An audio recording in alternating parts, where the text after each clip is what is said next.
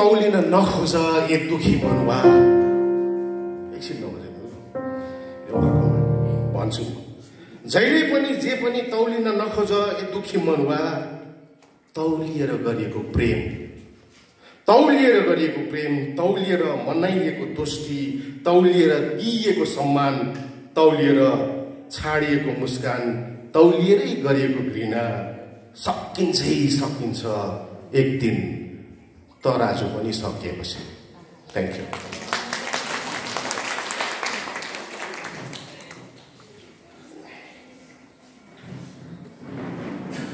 एक दिन फर्किए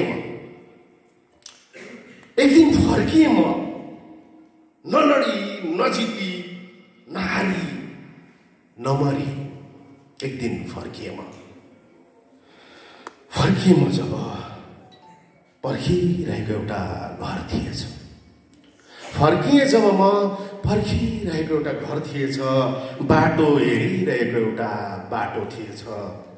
चोटले भरिएको एउटा मन थिएछ। खासमा त्यो त मैले लड्दै नलडेको कलिङ्ग युद्ध थिएछ। Thank you.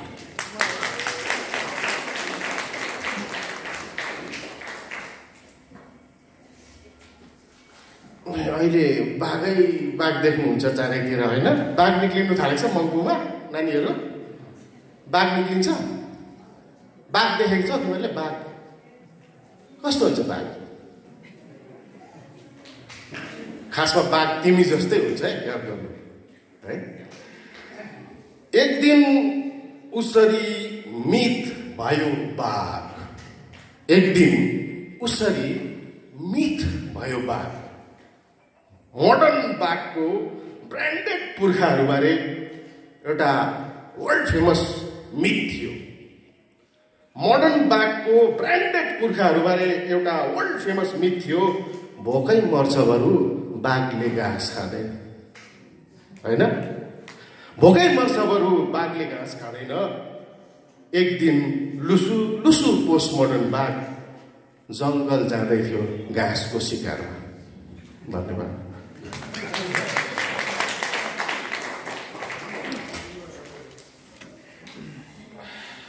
अब चाहिँ एउटा त्यो बजाइदिनु भयो। एउटा यो चाहिँ खासमा पल्लवी भाइले अझै एउटा म कविता भन्दै गन्थन गर्दै म 10-15 मिनट लिएँ होला मैले, है। पल्लवी राई भाइ चाहिँ पहिलो यस्तो व्यक्ति भयो, कवि भयो भारतपट्टिबाट। वर्ल्डकै फर्स्ट पोइट्री रियालिटी सो देखेको छ, होइन भाइ बहिनीहरू? रियालिटी सो हेरेको छ? कुनै एउटा रियालिटी सोको नाम लिनु त? टिभीमा देख्ने any reality so have you ever scene, watched? Sorry,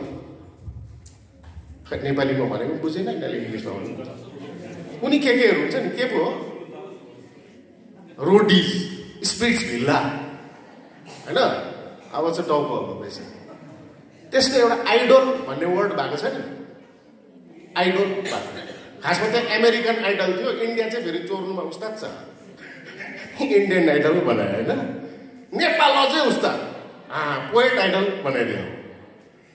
त्यो पोएट आइडलमा चाहिँ फाइनलिस्ट, फर्स्ट एभर वर्ल्डकै पोएट्री सोमा फाइनलिस्ट भएर आएको हाम्रो भाइ पल्लवी, उसको लागि एउटा ताली दिउँ प्लिज, स्ट्यान्ड अप भाइ। र भर्खरै पल्लवीको मलाई गर्व लागेको छ, बुक्यान्ट पब्लिकेसन हाउसबाट उसको लाठी भन्ने कविता हामीले निकालेको छौँ। अलमोस्ट कति भयो भाइ पल्लव? 1.5 महिना? 1.5 महिनामा फर्स्ट एडिसन हाम्रो सकिनु आँट्यो। अब हल्का विज्ञापन पनि गरिदियो, तपाईँहरूले लिनु छ भने लिइहाल्नुहोस् है, सकिन्छ। तर सेकेन्ड एडिसन गर्छ हामी। एन्ड एउटा घोषणा पनि म यहाँबाट गरिहाल्नु, लाठीको हामीले अङ्ग्रेजी र बङ्गला अनुवादको पनि काम थालिसकेको छौँ र त्यो पनि आउँछ चाँडै, है। र कङ्ग्रेचुलेसन्स पल्लवी भाइ।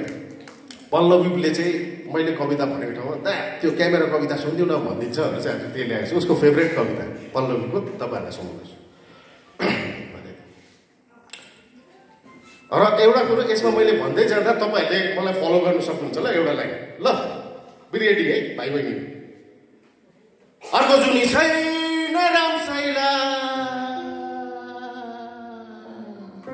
ल है रेडी दसैँ स्पेसल लु निच्च हाँसिराख रामसाइला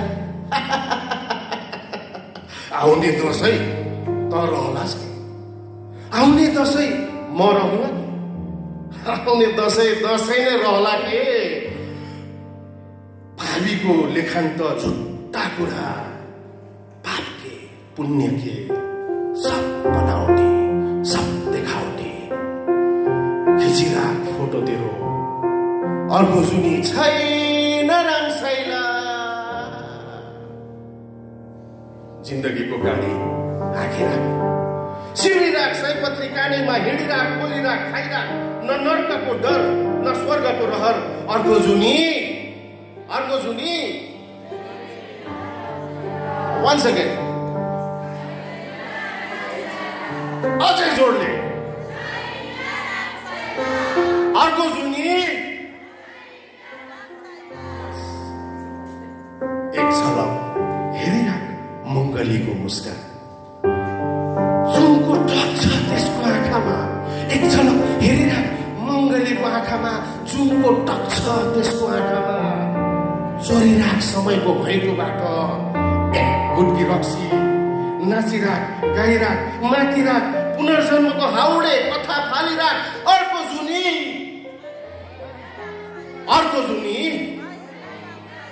अर्को जुनी एक मुस्कान ओठ मिचिक्क पारिदे एक आँसु आँखा थपक्क झारिदे एक जोर नयाँ लुगा खिचिक्क पारिदे खुइएको क्लोजअपमा यो जुनी लेखिदे अर्को जुनी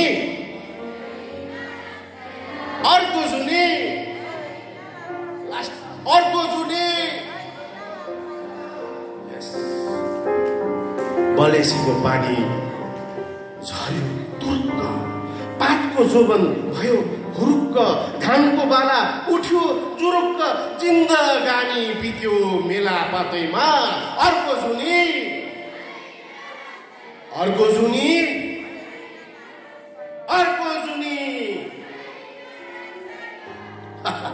कुटुम्बको पाइला पर्छ कुन भूगोलमा देशभित्रै देश खोज्ने मुटु हाजिर छ देश बाहिर देश खोज्ने पाइला फर्किन्छ जुन माटोमा उभेको छस् त रामसाइला होस गर्लास् त्यही उभेलास् त्यही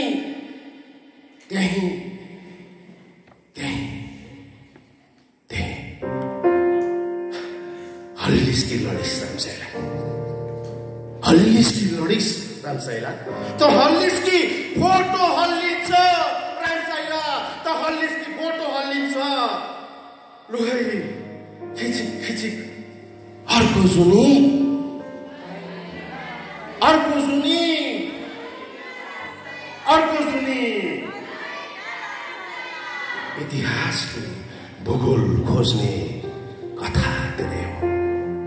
इतिहासले भूगोल खोज्ने कथा तेरे हो भूगोलले इतिहास भुल्ने व्यथा तेरे हो खिचिदिन्छु रामसाइलाको लङ शटको पोर्ट्रेट खिचिदिन्छु मङ्गलीको विरहको पोर्ट्रेट खिचिदिन्छु हिमाल पहाड खोला नालाको ल्यान्डस्केप मेरो आँखा फुला पर्ला रामसाइला धमिलो भए मेरो लेन्स फोटो कसले खिचिदेला सुर्ताले गम खान्छु रे रामसाइला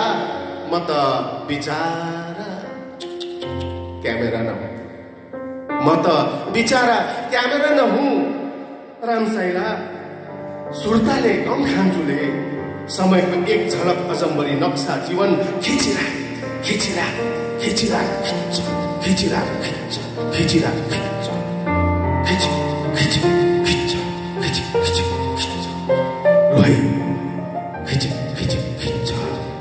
अर्को जुनी छैन रामसाइला अर्को जुनी